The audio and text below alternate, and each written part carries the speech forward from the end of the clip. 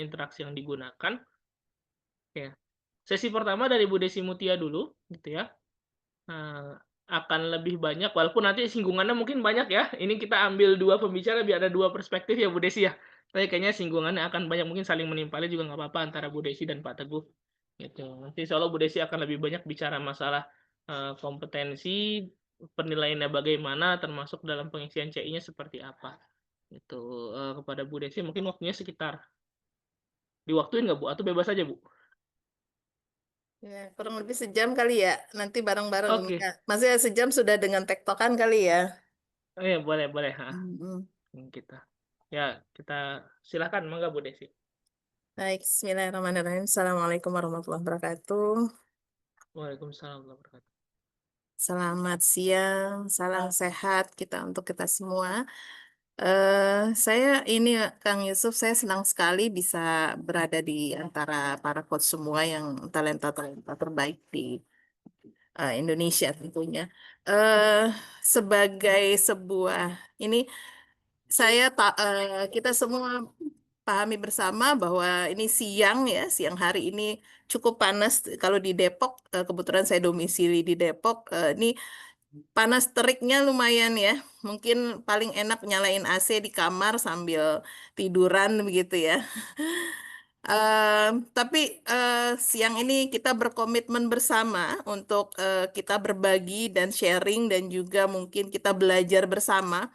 Jadi oleh karena itu, agar yang belajar tidak hanya saya, Mas Yusuf dan Pak Teguh, saya mohon dengan hormat Bapak Ibu, silahkan membuka kamera karena ini adalah forum yang kita hargai bersama.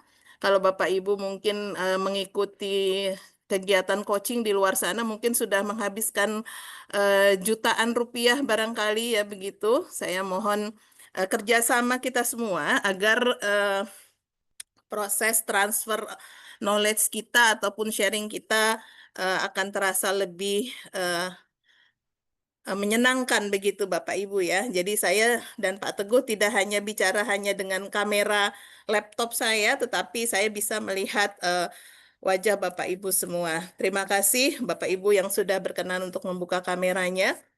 Artinya ini menunjukkan bahwa komitmen Bapak Ibu memang sungguh-sungguh untuk mengikuti kegiatan coaching kita pada siang hari ini. Ya, salawat serta salam jangan lupa kita selalu sampaikan kepada Rasulullah Shallallahu Alaihi Wasallam yang insya Allah tetap menjadi idola kita dan tetap menjadi penyemangat kita untuk terus senantiasa berkiprah dan memberikan yang terbaik ya untuk negara ini dan juga yang terutama adalah bagaimana kita menjadi rahmatan lil alamin. Saya izin share screen, Bapak Ibu.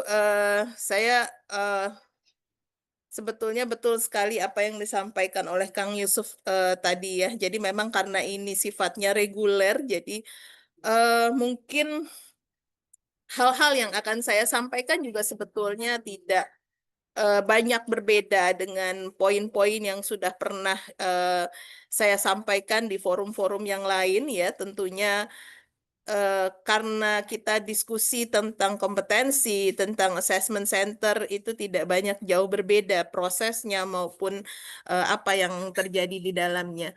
Yang eh, poin-poin yang berbedanya mungkin dari sharing ya, ada sharing pengalaman-pengalaman tertentu mungkin yang dirasakan oleh rekan-rekan semua atau mungkin berbagi proses yang sedang dilakukan dan seperti apa yang dirasakan oleh rekan-rekan semua.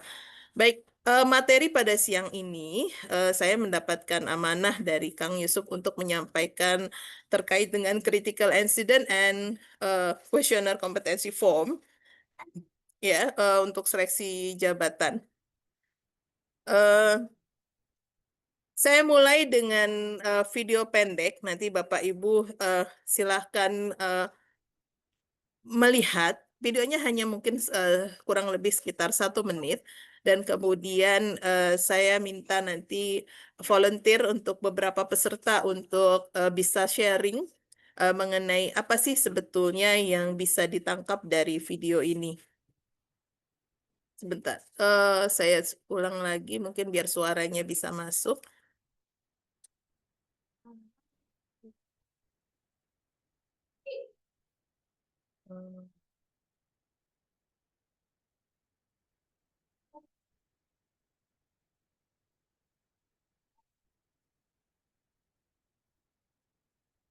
Sudah terlihat Bapak Ibu ya?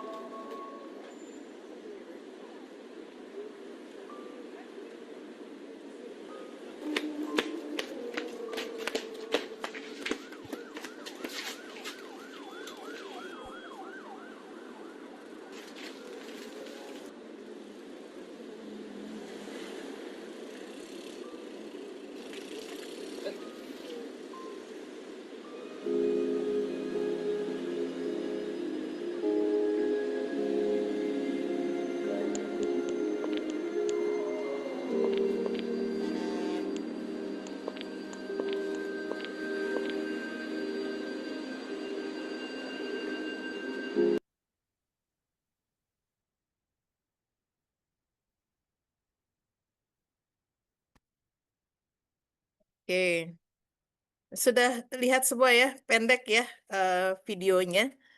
Boleh, sekarang saya minta mungkin Bapak Ibu silakan raise hand setelah mencermati video pendek tadi. Kira-kira apa sih sebetulnya yang bisa kita ambil dari cerita dari video tersebut? Boleh raise hand Bapak Ibu?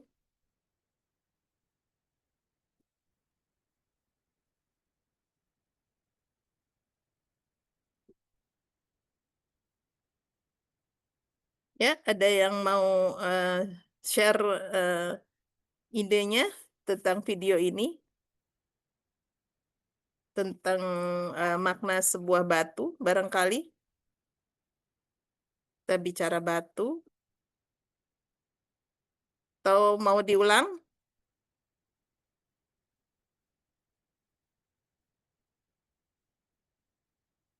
Saya ulang sekali lagi. Minta diulang, Bu Desi. Ya mungkin ya bisa kelihatan ya.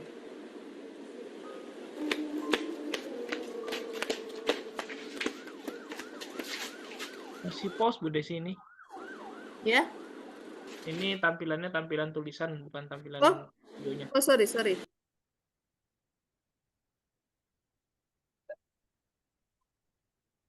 Berarti saya ulang share-nya ya.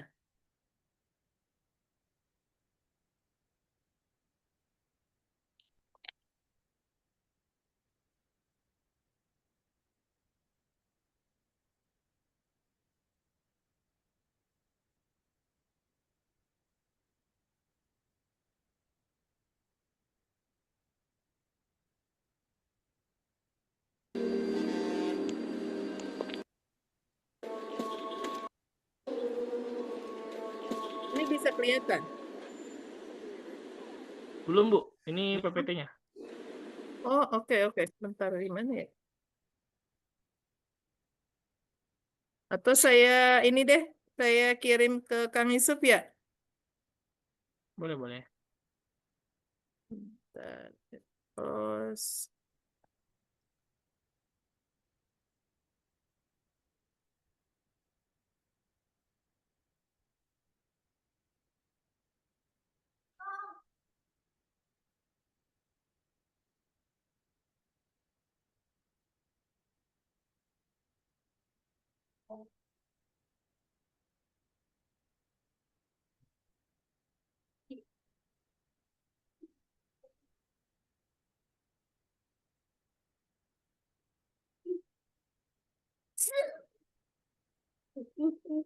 jangan nak, jangan. Kamu lagi ngajar. Kok ada saya? Ya tunggu, ini Kamu lagi nge-share tulisan. Do you touch it, not to snowman?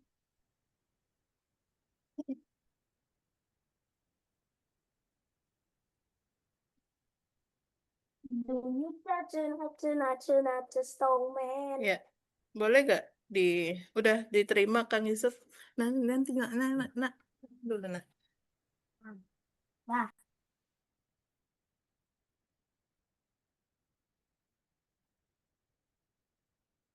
PowerPoint ya Bu ya. Ya gimana? Ya itu ada di slide kedua.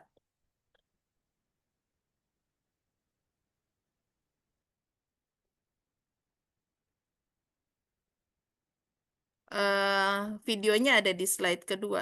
dari setelah Iya, judul. sedang opening. Atau kalau nggak bisa saya share langsung videonya aja. Boleh kalau ada linknya, Bu. Oke, ya udah deh. Nah, bentar. Tapi ini saya coba dulu.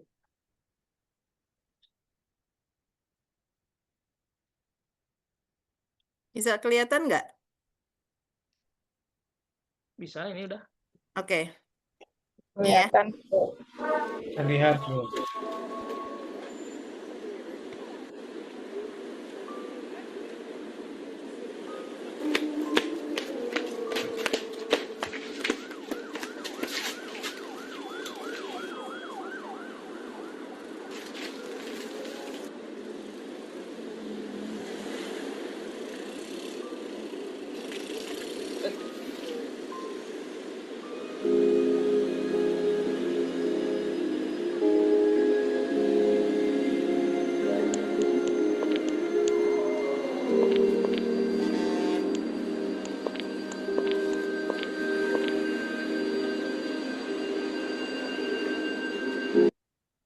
Oke. Silakan Bapak Ibu, jika ada yang sudah terinspirasi dan kemudian ingin share sesuatu, ya silakan. Pak Devi. Yang lain silakan ya. Silakan Pak Devi. Ya. Bismillahirrahmanirrahim. Assalamualaikum warahmatullahi wabarakatuh. Waalaikumsalam warahmatullahi wabarakatuh. Terima kasih atas kesempatannya, Bu Desi. Tadi melihat cuplikan video tentang batu yang berada di dalam di jalanan.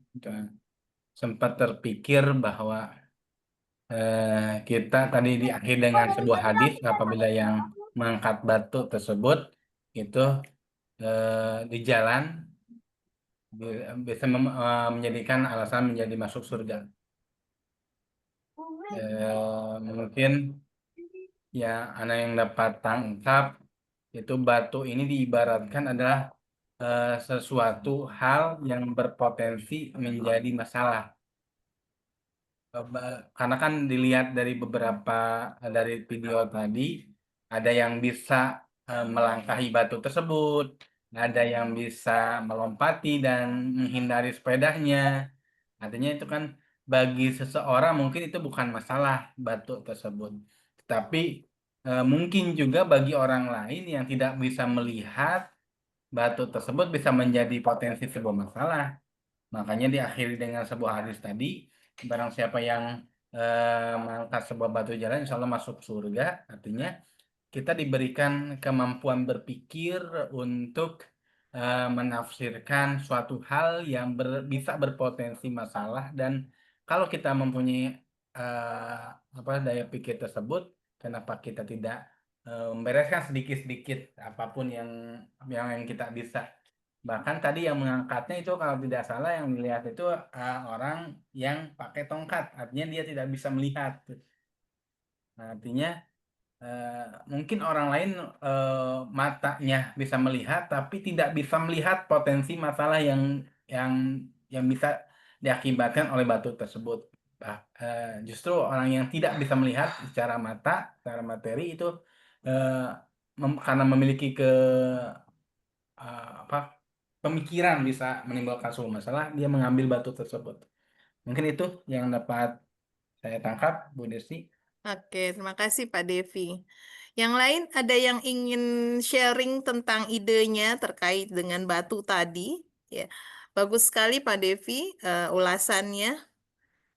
Boleh dua orang lagi barangkali? Mungkin ada sudut pandang yang berbeda atau mungkin sama. Izin boleh Ya. Bu Devi. Oke, ini ada Bu Nurita yang sudah tunjuk tangan. Silakan nanti setelah itu Pak Subandi ya, Pak Subandi ya. Baik, terima kasih.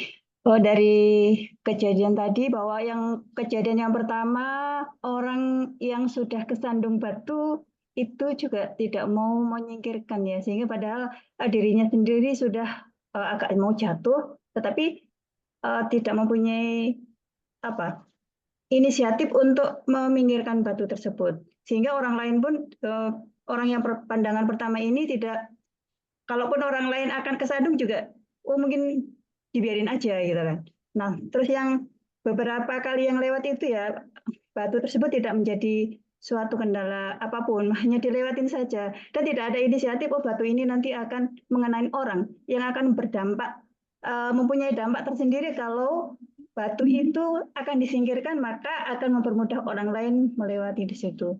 Nah, tadi sepakat dengan Bapak yang pertama bahwa yang menyingkirkan batu itu adalah di akhir orang yang mungkin tidak melihat, tetapi dengan tongkat itu dia merasa di situ ada batu dan mau menyingkirkan batu itu, dan beranggapan kalau dia pun dari sudut pandang itu, kalau dia mau menyingkirkan batu itu, orang lain pun akan dimudahkan jalan untuk sampai ke yang dilewati itu. Mungkin itu, Coach. Baik, ya. Oke, terima kasih Bu Nurita ya. Sudut pandang yang bagus ya. Mungkin kita lihat perspektif, mungkin ada perspektif yang berbeda lagi. Silakan berikutnya. Tadi Pak Subandi ya, udah ingin bicara. Silakan Pak. Ya, terima kasih Ibu Desi. Kalau saya melihat tadi dari cerita sekilas tadi sebenarnya cukup menarik ya. Ada objek, ada subjek. Nah, kalau kita lihat dari objek, dari batu itu ada dua perspektif ya. Batu bisa membahayakan bagi seseorang, tapi bisa juga dia menjadi sebuah potensi ya. Nah, potensi ini yang dilihat oleh seseorang yang dia mempunyai sebuah keterbatasan. Tadi digambarkan dia membawa sebuah tongkat, artinya seseorang ini dia punya keterbatasan dalam penglihatan. Tapi dengan tongkatnya dia mampu menangkap sebuah benda batu yang membahayakan tadi menjadi sebuah potensi amal kebaikan. Kemudian dengan niat tulusnya dia mau melakukan itu, mengambil kontribusi kebaikan itu. Sehingga dengan keterbatasan seseorang itu tidak menolak seseorang untuk mengambil sebuah kontribusi kebaikan. Namun orang-orang yang dia punya kemampuan, potensi, dan melihat itu dengan jelas, tapi dia tidak bisa melihat itu sebagai sebuah potensi kebaikan atau untuk memberikan kebaikan kepada orang lain. Terima kasih, Coach. Oke, baik. Bagus sekali Pak Bandi, sudut pandangnya menginspiratif dari tadi ya, dari yang kita lihat batu tadi. Ada lagi mungkin yang lain? Yang ingin sharing lagi, barangkali punya perspektif yang berbeda. Saya Bu Desi. Oke, silakan Bu Indah. Ya, menurut saya ternyata di bawah ekspektasi kita yang bisa menyelesaikan adalah orang yang katakanlah mempunyai kekurangan daripada yang lain. Dia yang berani mengambil amanah dan menyelesaikannya adalah orang yang mungkin kita menilai kemampuannya di bawah yang lain. Begitu Bu Desi. Oke, terima kasih Bu Indah. Oke, semua tadi ada 4 orang ya Sebagai kita. memaknai film pendek tadi. Filmnya sangat pendek, barangkali hanya 1 menit, tapi ternyata memberikan inspirasi yang berbeda-beda. Jadi bagaimana sebetulnya kalau kita kaitkan antara tadi batu dengan jabatan misalnya. Karena ini kita bicara tentang seleksi terbuka, tentang pemetaan, tentang jabatan, ya, tentang kompetensi. Ya. Kita ibaratkan batu itu sebagai suatu jabatan, misalnya, ya, ada kesempatan, misalnya. Tetapi ya tadi seperti apa yang tadi disampaikan oleh oleh rekan-rekan semua. Ada yang melihat batu itu sebagai masalah, ada yang melihat batu itu sebagai peluang. Ya, kalau kita lihat bersama tadi, untuk beberapa orang pertama itu melihat batu itu sebagai ketika dia tersandung, ya. Jadi katakanlah dia sudah tahu kalau itu adalah dia mungkin dia tidak tahu awalnya, kemudian dia tersandung. tetapi dia kemudian tidak juga memperingatkan orang lain atau tidak juga menyelamatkan orang lain karena sandungan itu. Artinya dia tahu itu, misalnya kalau kita kaitkan dengan jabatan, dia tahu jabatan itu adalah suatu masalah, misalnya di situ ada masalah, tetapi dia kemudian sibuk menyelamatkan diri dia sendiri karena dia sudah tersandung dengan masalah itu. Tetapi kita lihat di orang yang kedua, ketiga ya, itu mereka menjadikan batu itu sebagai suatu tantangan, misalnya dia loncati begitu, atau dia sebagai sesuatu yang sepertinya menyenangkan, gitu kan? Kalau kita lihat mungkin seperti anak-anak gitu kan, yang menjadikan batu itu justru sebagai suatu rintangan yang dia lompati. Ini menggambarkan bahwa bisa jadi ada orang-orang yang melihat tadi jabatan itu tadi hanya sebagai batu loncatan, misalnya batu loncatan untuk menuju yang lebih tinggi lagi yang dia harapkan. Ya. Kemudian, tapi peluang tadi tapi kemudian peluang itu sebetulnya dia lewati, dia tidak ambil peluang itu. Nah, orang yang ketiga mau mengambil peluang itu terus kemudian tetapi dilarang, mungkin karena banyak faktor, banyak pertimbangan. Tetapi orang yang keempat ya, kalau yang tadi kita lihat itu seperti orang buta sebetulnya, tapi kita sebenarnya tidak punya informasi apapun, apakah dia betul-betul buta atau dia hanya pegang tongkat saja, tetapi mengenali batu itu dengan tongkatnya, kemudian dia ambil. Katakanlah ini adalah peluang, misalnya peluang jabatan atau apa, kemudian dia sebetulnya tidak punya perspektif apapun terhadap batu itu atau terhadap jabatan itu, tidak punya informasi bahkan mungkin gitu. Tetapi kemudian dia melihat itu sebagai satu peluang. Ya, peluang tadi ternyata peluang beramal soleh ya, kalau kita kaitkan dengan batu tadi, peluang beramal soleh untuk kemudian menyingkir, karena itu batu itu adalah sandungan, maka disingkirkan dari jalan. Karena itu karena niatnya tadi, perspektifnya si orang yang terakhir tadi adalah perspektifnya bahwa setiap sandungan harus disingkirkan dari jalan, karena itu adalah sunnah Rasulullah. Nah, mungkin itu sekedar satu momen ya, atau suatu hal yang bisa menginspirasi kita bersama bahwa sebetulnya kenapa sih kita melakukan coaching gitu ya. Kita terus-menerus di BPKOP cukup concern untuk melakukan coaching kepada para talenta-talenta semua gitu ya, di seluruh Indonesia.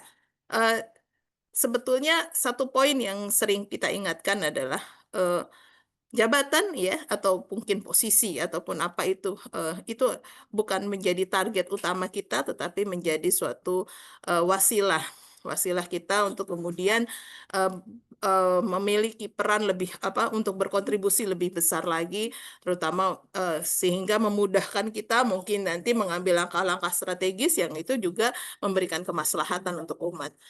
Ya, kembali lagi tadi ya, kalau kita katakan bahwa kita mencari jabatan itu adalah sebagai suatu peluang dakwah, peluang untuk beramal kebajikan lebih besar lagi, maka disitulah kita wajib berusaha, karena disitulah ladang jihad kita. Nah, itu kita ingat bersama bahwa bedanya kita dengan rekan-rekan kita di luaran sana yang kemudian menghalalkan segala cara untuk untuk mencari jabatan, dengan mungkin juga ikut proses pelatihan yang sama seperti apa yang kita lakukan pada siang hari ini ataupun yang sebelum-sebelumnya, adalah niat awal kita tadi bahwa kita menjadikan jabatan itu adalah sebagai sarana jihad kita. Mungkin sama seperti rekan-rekan kita di kakak kita gitu ya, yang di sebelah sana, bahwa mereka mengambil slogan berkhidmat untuk rakyat. Artinya stakeholder mereka adalah saat ini adalah rakyat, masyarakat stakeholder mereka. Maka stakeholder kita adalah juga sama masyarakat, tetapi juga di situ di dalamnya juga terdapat pemerintah, ada stakeholder kita yang lain adalah pimpinan-pimpinan kita di kantor-kantor kita. Oleh karenanya sebetulnya bagaimana kita mengupayakan untuk kita mengambil hati gitu ya, mengambil hati mereka untuk kemudian menanamkan kepercayaan kepada kita, sehingga tidak hanya kompetensi yang kita sebetulnya pupuk atau tidak hanya kompetensi yang kita akan kejar ya sebagai nilai pribadi kita, tetapi juga ada kepercayaan, kenyamanan yang kita berikan kepada mereka, terutama kalau kita bicara eh, apa namanya sistem birokrasi yang ada di kita, bahwa ya kita sulit bisa menghilangkan tentang kolegial tadi ya. Bagaimana mungkin kalau kita bicara seleksi, pasti nanti kaitannya sistem merit, karena kita menegakkan sistem merit maka kita harus seleksi, semuanya terbuka. Tetapi ujung-ujungnya kita semua akhirnya tahu bahwa siapa sih sebetulnya yang akan jadi gitu kan. Nah, kadang-kadang seringkali kemudian kita kecewa dengan proses yang kita lakukan. Nah, apakah memang kita tidak kompeten atau bagaimana kita jangan-jangan kita salah strategi dalam menjual kompetensi tadi. Nah, itu sebetulnya nanti yang akan kita coba diskusikan lebih lanjut nanti mungkin, atau barangkali akan menjadi topik-topik yang bisa kita lakukan untuk coaching berikutnya yang dilakukan oleh BPKOP ataupun ILMI. Nah, mungkin kembali kepada topik yang akan saya diskusikan pada siang hari ini terkait dengan kompetensi. Ya. Kalau kita ketahui bersama bahwa kompetensi itu ada yang sifatnya individual, ada yang sifatnya memang pekerjaan. Ya. Individu itu melekat dengan diri kita, berarti bahwa kompetensi diri kita. Nah, sementara kompetensi kerja adalah atau kompetensi jabatan adalah melekat pada jabatan. Yang diukur ya dalam setiap pengukuran kompetensi adalah sejauh mana ya kompetensi seseorang, individu tadi yang melekat tadi, itu match dengan kompetensi jabatannya atau kompetensi pekerjaannya. Ya. Nah, gap ini yang kemudian dilihat apakah ada gap atau tidak. Jika ada gap, maka hasilnya dimanfaatkan oleh para pengampu pengembangan, misalnya dilakukan oleh Badan Diklat ataupun yang bertanggung jawab untuk itu. Tetapi ketika match, maka kemudian kita dikatakan oke untuk menduduki jabatan itu. Nah, walaupun sebetulnya dalam pengukuran kompetensi ini kan tidak selalu untuk promosi, tetapi juga untuk pemetaan. Jadi kalau kita ketahui bersama bahwa penilaian atau uji kompetensi itu ada dua kan, pemetaan atau promosi. Hanya dua ini tujuannya sebetulnya. Ketika dia seleksi, baik itu jabatan fungsional ya maupun jabatan struktural ya, maka kan ketika kita mau naik jenjang itu kan berarti kan ada uji kompetensi di situ. Nah, itu berarti kan yang diukur adalah bagaimana apakah kompetensi kita saat ini itu bisa cocok dengan kompetensi jabatan yang kita mau duduki. Ya, berarti meningkat, itu promosi gitu. Begitu juga dalam struktural. Kita mau jadi eselon 3, kita mau jadi eselon 3, eselon 2, begitu kan. Nah, itu adalah bagian dari seleksi. Tetapi ketika kemudian kita lakukan pengukuran kompetensi untuk pemetaan, ya, kita sekarang udah S16, kemudian pimpinan kita atau organisasi membutuhkan peta kompetensi atau profil kompetensi ASN-nya, maka dilakukan uji kompetensi juga. Nah, semua tujuan itu sebetulnya yang lumrah terjadi di lingkungan birokrasi kita saat ini. Nah, apa saja metodenya? Metodenya ada yang menggunakan assessment center ketika dia untuk jabatan-jabatan yang strategis, atau untuk jabatan di bawahnya ya, mungkin eselon 3 ke bawah, ataupun mungkin eselon 3 ke bawah. Kadang-kadang juga banyak instansi yang menggunakan misalnya metode lainnya, hanya seperti wawancara atau hanya melakukan uji kompetensi melalui SJT atau situational judgment test yang itu sifatnya computerized.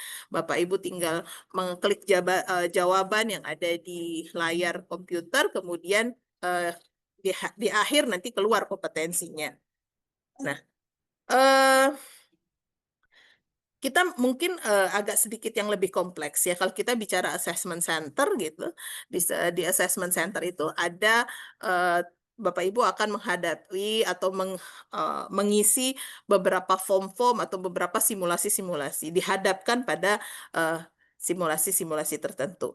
Nah, tetapi untuk mendukung simulasi itu juga Bapak Ibu dihadapkan pada form-form atau kuesioner-kuesioner yang harus diisi.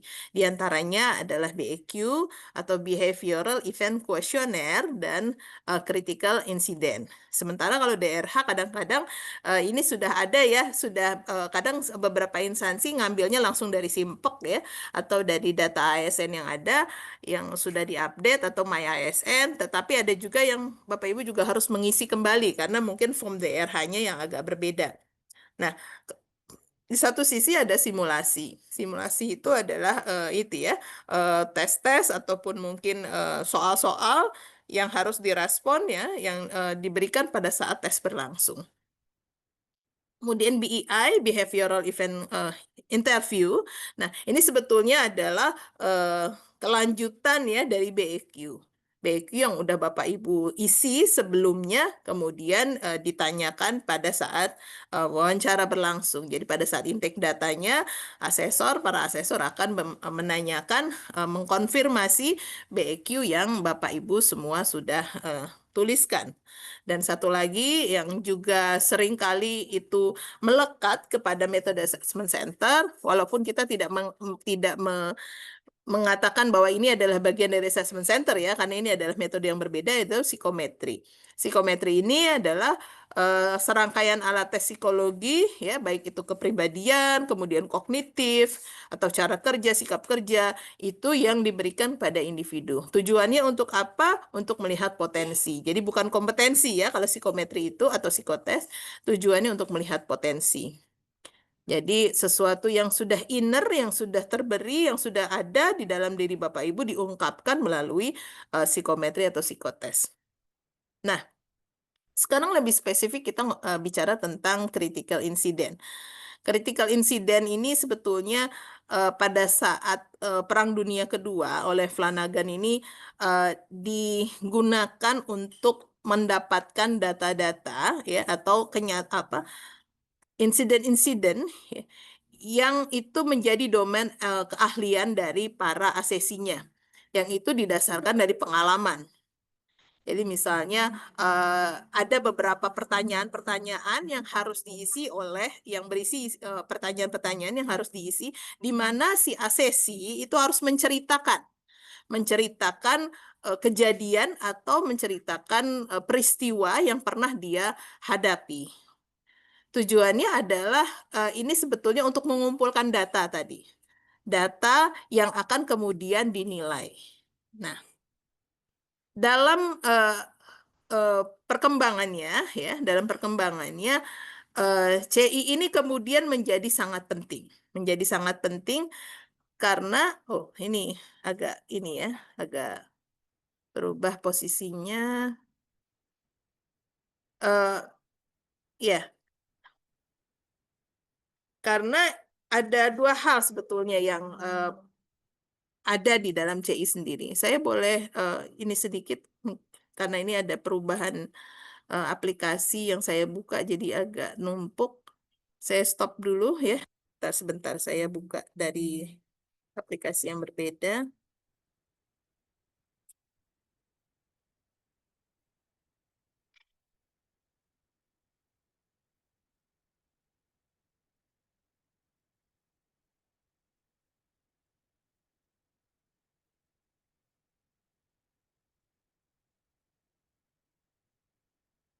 Ya, sudah terlihat Bapak Ibu ya. Jadi kenapa ini menjadi penting bahwa segala sesuatu itu diobservasi ya. Aktivitas-aktivitas yang sebelumnya itu dilihat ya untuk memprediksikan sebetulnya apa sih yang akan dia lakukan pada situasi yang sama ya.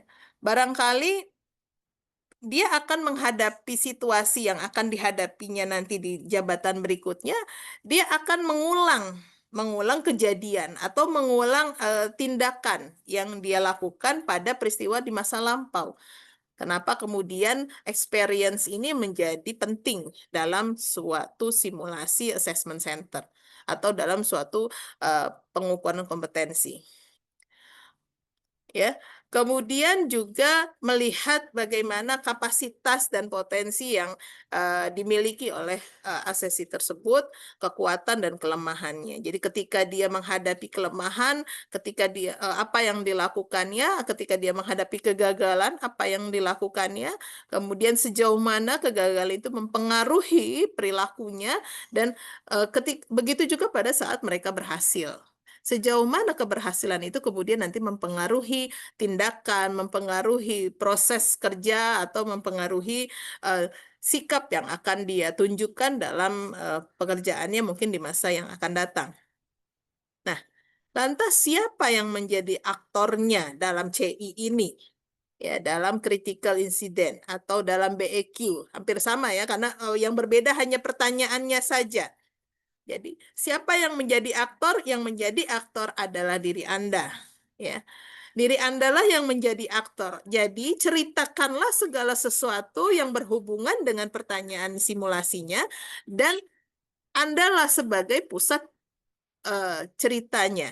Jadi, bukannya kita menceritakan orang lain, tetapi yang kita ceritakan pada momen ini, pada form-form ini adalah peristiwa yang kita rasakan. Bukan sesuatu yang normatif, bukan sesuatu yang observasi.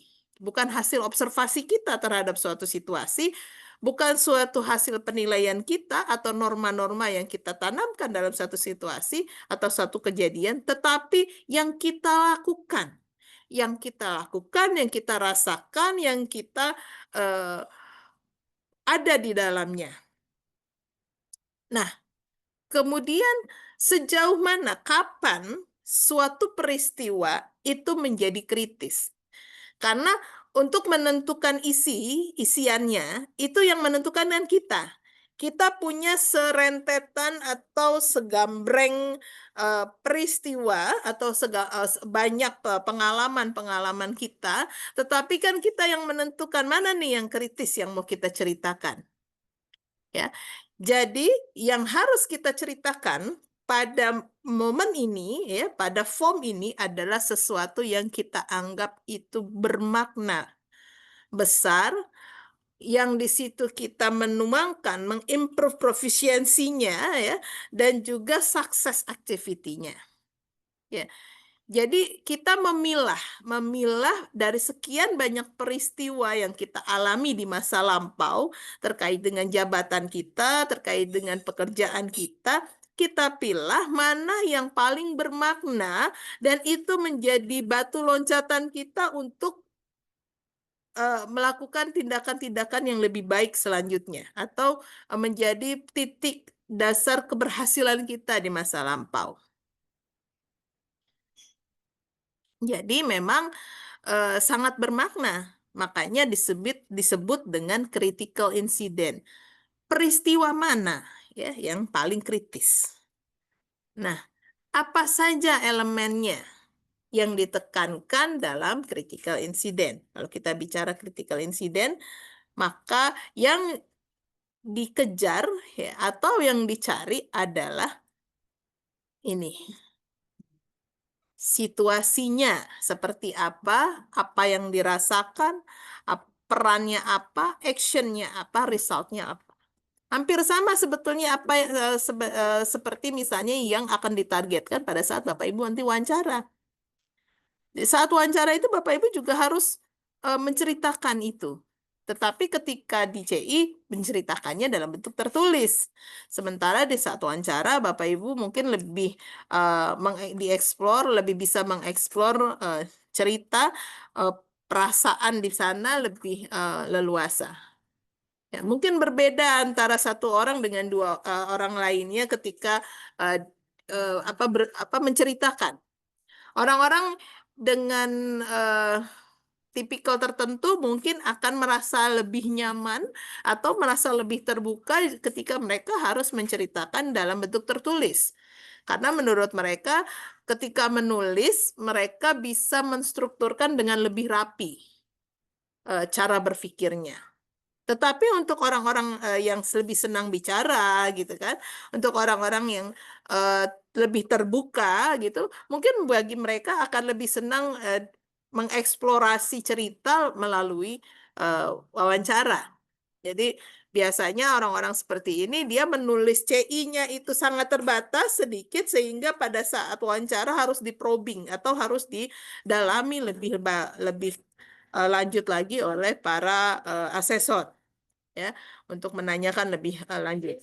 Kadangkala seringkali saya juga menemukan di lapangan ketika saya membaca CI atau Kikom seseorang itu kok bahasanya sangat normatif, tidak terlihat kompetensi, tidak terlihat wacana apa dia melakukan apa sehingga saya harus menggali lebih dalam pada saat wawancara. Nah, karena sesungguhnya ya baik CI maupun Kikom atau kuesioner kompetensi itu bisa juga memprediksi behaviornya kompetensi tadi. Ya, kalau di sini kita berarti bicara ada 9 kompetensi, yaitu dari mulai kompetensi manajerialnya dan juga kompetensi sosiokultural. Sudah kita pahami bersama ya, apa saja kompetensinya sesuai dengan Permenpan 38. Ataupun mungkin misalnya kalau Bapak Ibu di BUMN atau instansi swasta pun juga mereka punya kompetensi yang berbeda. Nah, itulah yang sebetulnya yang ingin digali. Apakah beda antara CI yang Bapak Ibu hadapi di swasta ataupun di instansi pemerintah? Sebetulnya intinya sih kalau CI atau Kikom itu isinya sama, Bapak Ibu. Yang akan digali itu adalah bagaimana menuangkan tulisan, menuangkan kompetensi itu dalam bentuk tulisan. Isinya bisa macam-macam. Saya pernah lihat juga ada instansi swasta yang bukan instansi swasta ya, maksudnya lembaga penilaian swasta itu yang memulai pengisian CI-nya atau memulai pengisian Kikom-nya dengan menceritakan siapakah diri Anda gitu kan. Jadi mereka ingin menggali secara psikologis dulu nih karakter ataupun mungkin kepribadian ataupun mungkin self image-nya, self image dari si sesinya. Baru kemudian mereka turunkan dalam kejadian-kejadian experience-nya. Nah, sehingga bisa dikatakan bahwa kalau kita bicara CI, bicara insiden-insiden yang kritis, maka sebenarnya ada dua, yaitu yang successful dan yang failure atau kegagalan, yang sukses dan yang gagal. Nah, di antara kegagalan, di antara kesuksesan, maka ada satu ataupun satu cerita yang mungkin kita bisa sampaikan di situ dan juga begitu juga dengan kegagalan. Nah, kuncinya di sini adalah cari peristiwa yang itu bermakna dan itu menjadi memberikan makna yang cukup besar dalam perubahan dalam proses kalau dia memang keberhasilan ya ceritakan bahwa itu menjadi ujung tombak keberhasilan Bapak Ibu saat itu. Nah, ada beberapa hal yang ditanyakan ya selain tadi juga beberapa kalau pendapat ya ataupun beberapa teori juga mengatakan bahwa sebetulnya CI itu juga menggali apa sih sebetulnya yang terjadi pada situasinya, kemudian apa yang dirasakan, bagaimana mereka bereaksi dengan situasi itu dan apa yang mereka bisa ambil pelajaran atau makna dari situ. Itu dari pendapat lain ya yang mengatakan itu. Nah, kemudian ini kok jadi banyak. Oke, ini bagaimana terus kemudian kita merespon. Kita respon, pertama kita ceritakan konkret situasinya seperti apa, jelaskan peran dan tindakan kita yang kita lakukan pada saat menghadapi situasi tersebut, kemudian hasilnya dan bagaimana kita perasaan kita ketika kita melakukan hal tersebut. Nah,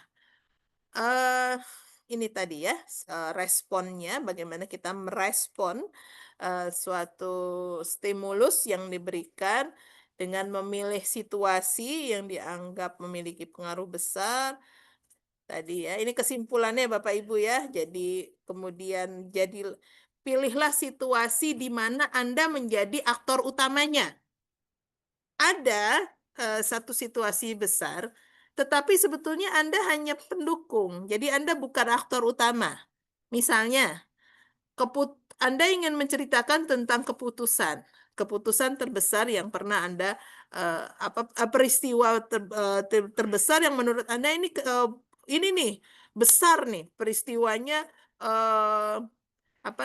mungkin nasional sifatnya, ya. Anda mendukung kebijakan nasional. Jadi misalnya unit kerja Anda membidangi suatu tugas tertentu, mendapatkan tugas langsung dari presiden, kementerian Anda mendapat tugas langsung dari presiden, dan menunjuk unit kerja Anda.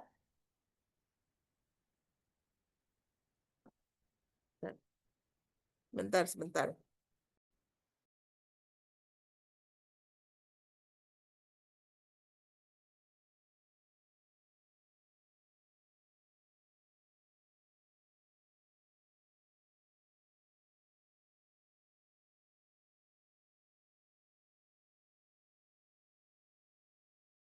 Ya, saya ulangi. Tadi ya, jadi peristiwanya mungkin besar ya, pengaruhnya nasional segala macam. Tapi Anda sebetulnya keterlibatan Anda di sana mungkin sangat sedikit. Eh, Istilahnya pengambilan kebijakan bukan ada di Anda, pengambilan keputusan juga tidak ada di Anda, kemudian Anda juga kontribusi Anda juga sangat kecil, tetapi itu yang Anda ceritakan. Nah, seakan-akan itu menjadi cerita Anda. Nah, ini akan menjadi abu-abu nanti ya, karena di sana peran Anda sebetulnya itu bukan peristiwa kritis dalam kehidupan Anda. Sementara ada peristiwa lain mungkin yang itu efeknya tidak terlalu nasional, tetapi di situ Anda bisa berkontribusi besar. Di situ Anda lah penentunya. Di situ Anda lah yang mengubah misalnya. Ya, jadi kembali ke sana tadi. Carilah memang peristiwa itu yang memang mengandung bermakna lebih besar. Nah, tetapi juga kita pertimbangkan juga target jabatan apa yang mau kita duduki ya, tentunya ketika kita mau masuk di level 4 atau 5 ya kita memang cari harus banyak terlibat di kegiatan-kegiatan yang sifatnya nasional atau mungkin lintas organisasi. Nah, ini contoh dari Kikom pertanyaannya, misalnya di sini untuk successful story-nya, misalnya ceritakan kejadian yang pernah Anda alami dalam 2 tahun terakhir yang merupakan kesuksesan besar. Di sini Bapak Ibu diminta untuk menuliskan apa sih topiknya, maksudnya kejadiannya apa waktu itu judulnya. Kemudian kapan. Nah, terus kita menceritakan struktur kejadiannya seperti apa. Ya, ini untuk failure-nya 2 tahun terakhir kegagalan yang paling mengecewakan seperti apa. Sama ya, seperti tadi, kalau tadi dianggap kesuksesan, ini dianggap sebagai kegagalan. Ada satu tips ya, mungkin barangkali ya. Tipsnya adalah kita memilah, walaupun ini menjadi faktor cerita yang harus kritis yang kita pilih, tetapi untuk kegagalan ini mungkin kita bisa memilah story yang itu sebetulnya kegagalan itu bukan karena kita, tapi karena sistem. Di situ kita sudah berusaha, misalnya sekuat tenaga, kita sudah berusaha melakukan antisipasi, kita sudah melakukan beberapa alternatif tindakan, tetapi akhirnya tidak sesuai dengan yang kita harapkan. Ya, karena memang faktor lain yang menentukannya. Ini mungkin akan menjadi nilai tambah buat Bapak Ibu semua.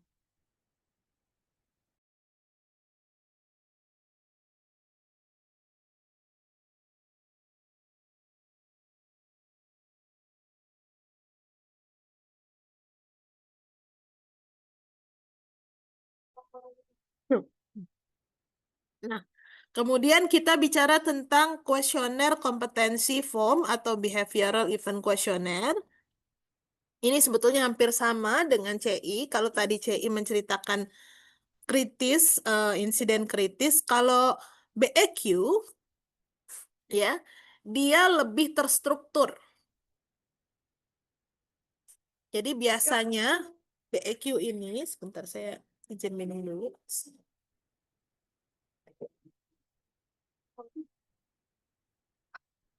Di dalam BEQ ini, Bapak Ibu dihadapkan pada serangkaian pertanyaan yang menggali pengalaman kompetensi. Ya, pertanyaannya terstruktur sehingga Bapak Ibu harus menstrukturkan kejadiannya berdasarkan situasi, peran, tindakan, dan hasilnya seperti apa. Tuh ya, jadi kalau misalnya dengan start.